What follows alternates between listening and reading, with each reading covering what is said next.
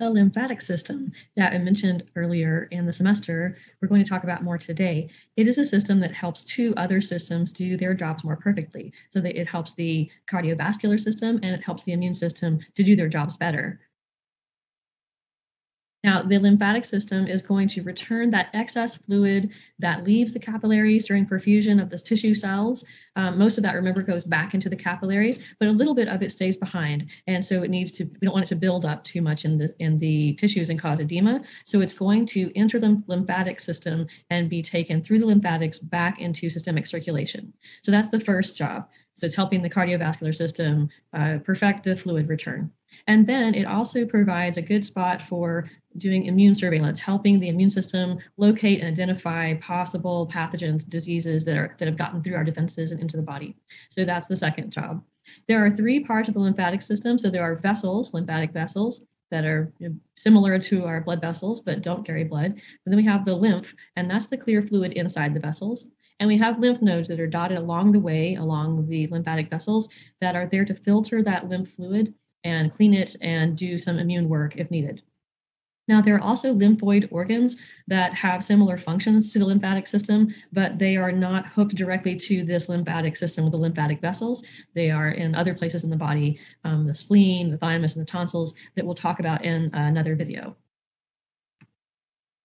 And lymphatic vessels are, especially the simple ones in the tissues, are very thin-walled, like the capillaries, and these are interspersed among the capillary beds so that they can absorb that extra tissue that's left behind. So they're there to return extra interstitial fluid and leaked plasma proteins back to the blood, and that's about 3 liters a day. So that's not a small amount if you think about we don't want an extra 3 liters of fluid building up in our tissues. And then once that interstitial fluid has entered the lymphatic vessels, it's called lymph. And then there are some specialized lymphatic vessels in the intestines called lacteals, and with lact, L-A-C-T, referring to milk. And this is because after a meal they look white, because this is a place that we transport lipids, triglycerides from the intestines through the lymphatic system and into the systemic circulation.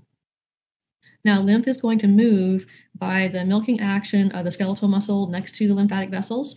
And so that's similar to the veins, right? There's also some pressure changes as we breathe. So we inhale, it drops the pressure inside our thorax, our chest. And as we breathe out, it increases the pressure. So that's going to also help move the lymphatic fluid, just like the veins. There are valves to prevent backflow, just like the veins, only with lymphatic vessels. Those valves are much more numerous. They're much more frequent. And then pulsations of nearby arteries. The lymphatic vessels tend to overall follow patterns of blood vessels, not always. So if there are vessels, especially arteries, moving nearby, that will help the flow of the blood will help also push lymph through the lymphatics. And then there are also contraction of some smooth muscles in the walls of some of the larger lymphatic vessels. The lymphatic capillaries, the simplest ones that are in the tissue interspersed with the blood capillaries, they are similar to structure of the blood capillaries, but they have no basement membrane and only an endothelial layer of a simple squamous epithelium. So they're actually very, very delicate, thin-walled, and they're a little bit floppy. And if you'll see in the diagram at the bottom in the circle, this lymphatic vessel is shown in green, those lining cells in green, and you'll see these little purple fibers that are drawn there, and those are collagen fibers to help anchor that in the tissue. Now you'll notice these are blind-ended, so the lymphatic system does not make a circle like the circulatory system, right? So in this case, little blind-ended vessels are the capillaries. And when the tissue fluid, the interstitial fluid, builds up enough, then we get some pressure against this lymphatic vessel, and with the little collagen fibers anchoring it, it will push those endothelial layers apart like a little valve and allow the fluid to enter the capillary. Now, these are more permeable than blood capillaries. Okay, so things like when fluid enters, these also things like bacteria or viruses or cancer cells will also enter as well. Now, as we saw in the last slide, the lymphatic vessels will gradually move through the body and join with each other and join into larger and larger lymphatic vessels, sort of similar to the blood capillaries and the blood venules and veins. And then there are two locations in the body where the lymphatic vessels are going to rejoin the systemic circulation, the blood circulation. So this lymph has to be returned to the blood at some point. So the right lymphatic duct drains the right upper quadrant of the body, so the right arm and the right side of the head and thorax. And then the thoracic duct is going to drain everywhere else. In most people, the thoracic duct will start as a cisterna chyli, it's sort of deep down in the abdomen, but not everyone has one. And we'll look at that in a diagram a little bit later on. And each of these is going to enter lymph into the venous circulation at the junction of the internal jugular and subclavian veins, sort of just before it's going to become the vena cava. Okay. So very close to return to the heart is where this lymph is re-entering the bloodstream. Now, dotted all along these lymphatic vessels are lymph nodes. And these are they're connective tissue. They're oftentimes in clusters, we'll find them, and we can actually feel them near the surface of the body in certain locations where we have a lot of them, namely the inguinal area, so the groin, where the legs join the abdomen, the axillary region, our armpits, and then the cervical region in the neck. And if you think about when you get sick, like if you get a cold, and you think about your what we call your glands swelling, those are actually lymph nodes that are enlarging in the cluster around our neck. So this image is showing the map approximately of lymphatic flow through the body and the entrances of the right lymphatic duct and thoracic duct into the venous system, shown up here at the, near the clavicles, if you will. Okay. So this is an approximate map. There is a greater variation from individual to individual about the lymphatic flow, but essentially it's going to generally follow this pattern. This image is also showing the approximate regions of the lymph nodes. It's shown in the green nodules or green dots along the way. And then there's three places that we tend to see a lot more, a big collection of lymph nodes. So the cervical area, and if you think about that, that's sort of guarding the neck where the head is attaching to the body. That's a good place to do a lot of surveillance for the immune system, right? And then we have them in the armpits. Same thing, we're gonna do a lot of surveillance as this fluid is coming in from the arms, and then down in the groin, the inguinal area, to do a lot of surveillance of the fluid and the lymph coming back from the legs before it reaches the center of the body or the core.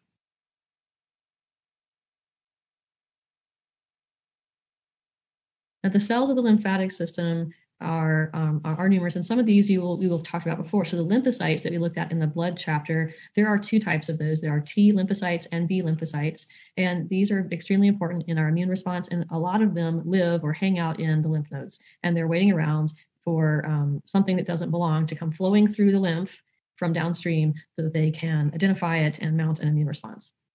So the T cells are there to be in charge of the immune response and to direct everyone else. And also certain types of T cells will also directly attack and destroy infected cells, for example, virus infected cells. B cells or B lymphocytes, their job is to, once they're activated, they become plasma cells, and those are antibody factories.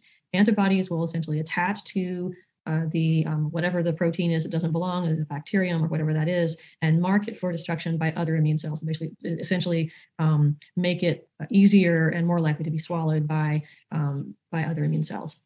Macrophages that we talked about as monocytes in the blood, these are, macrophage means big eater. So they're going to surround and gobble up any kind of foreign protein or foreign material, such as a bacterium.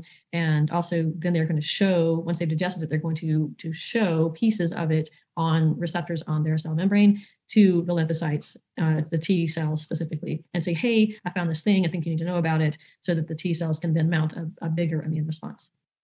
Dendritic cells work very similarly to macrophages. They're in various locations throughout the body, but especially in the lymph nodes. And then the reticular cells are there to produce sort of the fibrous skeleton, the structure of the lymph node. So lymph nodes are made up of a capsule and also some stroma that help support these cells. Here's a diagram of the structure of a lymph node. Now you'll see the afferent lymphatic vessels. These are bringing lymph or fluid from downstream. Maybe this is a lymph node that's in the axilla, in the armpit, and maybe these lymphatics are coming in from lower down in the hand and the arm. And so the lymph will then enter into the lymph node, and you'll see it has to filter past a whole lot of cells before it leaves to the efferent vessels on the other side. Now, the efferent vessels are leaving at the hilum. I think about the hilum, various organs you'll see that we'll study have a hilum, and that's sort of like the umbilicus, the belly button of the organ. There's a lot of coming and going that happens at the hilum. So for a lymph node, that's where the efferent, E for exit, that's where the fluid is leaving.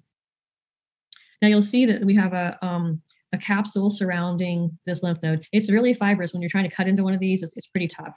And then that fibrous capsule is also going to extend down inwards in these invaginations that you'll see that make little walls or little septae, okay? And those are called trabeculae. So that's the fibrous structure made to help support the rest of the cells. Now you'll notice in the cortex, or the outer layer, there are some follicles, and these sort of are, when we look at it under a light microscope, you'll see these sort of dark staining groups of cells, and those are the follicles. And that is where the B cells tend to hang out. There's a lot of B cells in those follicles, and if they become activated because a protein came through that didn't belong, then they start dividing and activating, and these follicles can enlarge. Okay. And then also we will have the medulla, and that's the center here, the center of this lymph node is the medulla. And then that is where we'll have some medullary cords. So in the medulla, the medullary cords, and this is where we will have T lymphocytes are going to be moving around the lymph node here. A lot of T lymphocytes, also macrophages and dendritic cells will be here as well.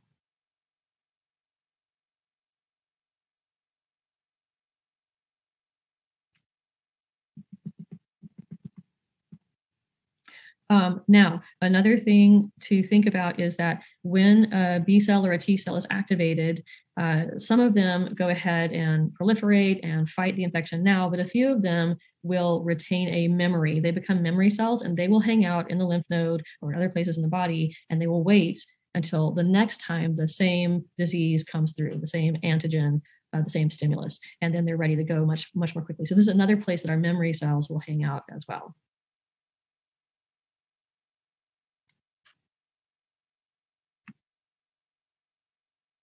So the lymph nodes are there to filter the lymph. So the fluid that's coming through from downstream, it needs to be filtered.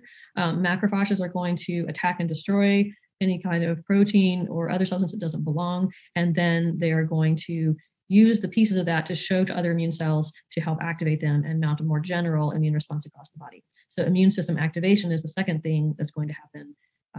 And then remember the medulla is in the center. The cortex has those follicles with the germinal centers, and that's where the B lymphocytes, our antibody factories, are going to live.